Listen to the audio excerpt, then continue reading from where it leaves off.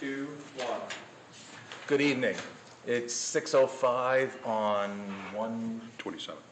the 27th of June, or January. Let's start over again.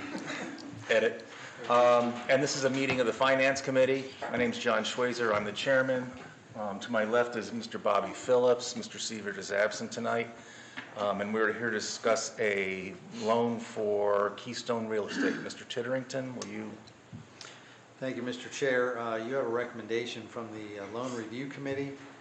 This is for a new loan from the Small Business Development Revolving Loan Fund that would be made to Keystone Real Estate Group. This would assist with improvements to the interior and exterior of the building at 214 South Mulberry Street. I will say that we are asking for consideration of emergency legislation, as this is a loan and they would like to close as quickly as possible.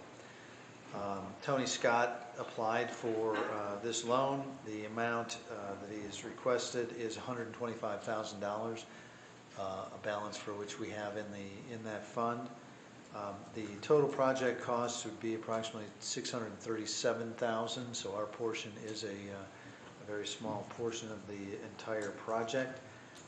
Additionally, there would be some closing fees. We're requesting that the committee has recommended a loan repayment of 60 months. The first 6 months being interest only at 4.5% interest. The collateral would consist of a second position on the building behind the bank, as well as adequate personal guarantees to make up any gap that there might be if the situation would warrant it. A couple of additional components to this that you haven't seen before. Number one, we do want to include some language that has some tighter performance standard than we've had in the past, so that if there is a non-performance, then we can then call the loan, and it's a lot clearer in the legislation and the closing documents. And then the other thing is that typically our interest rates go from anywhere from zero, really, in a unique circumstance, but lately they've been in the 4 to 4.5% range. The committee is recommending that the loan interest be at 4.5%, and half of that, 0.5%, don't get excited, Mr. Graves, 0.5% of the 4.5% would be payable by Keystone directly to the TDC. As part of our recent promotion of Mr. Davis and the ongoing reorganization of duties and responsibilities in the development department, the Troy Development Council, as our economic development partner, is taking a more active role on vetting and analyzing loan applications. And so as part of that process and recognition of the additional work that they're doing, we're recommending, and as is the committee, that 0.5% of the 4.5% be payable to the TDC directly by the applicant. So the city would receive the 4%, payable immediately first month, and the additional 0.5% go to the Development Council. As I mentioned, we are requesting emergency legislation. Thank you. Do you have any questions? Certainly I do. Thank you for that. Yeah, I'm interested in the interest rate increase because usually we've seen these in the 3% range in the past. They've been at about 4.5 since maybe the last 6 months or so after talking to the city auditor. Right. And the 0.5% that will come back to go to the TDC, is that going to help offset our cost that we appropriate in our annual budget to them? No, this would be in lieu of any kind of increase to their budget. Okay. And I will say, and Mr. Graves, the executive director, is here to further rationalize that if you'd like. But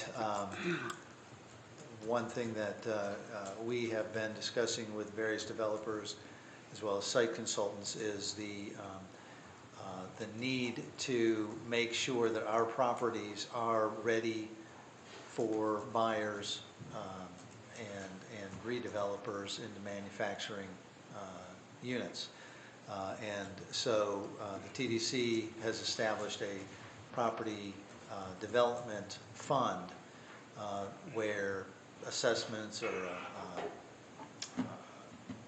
any kind of surveying work, prep work, phase 1 and phase 2 environmental work, any of the kind of analyses that you have to do to make sure that the properties are shovel ready, short of utility and infrastructure improvements, of course. And so this payment, or these payments, would be going into that fund to help us prepare land to be attractive to companies. In addition to, I'm glad to see Mr. Davis taking a very proactive approach to this, and especially with the addition of the employee counts and that sort of thing. That was interesting to see that attached to this. I had a question and it just slipped my mind. If you move on, and it might come back to me. Is this similar to how Hamilton or Findlay funds their development programs? I'm not sure. I think this is a little unique, but there are other innovative ways such as this that those entities use as well. And I hate to use this term, but I mean, we're collecting funds for the TDC and we're getting the interest back.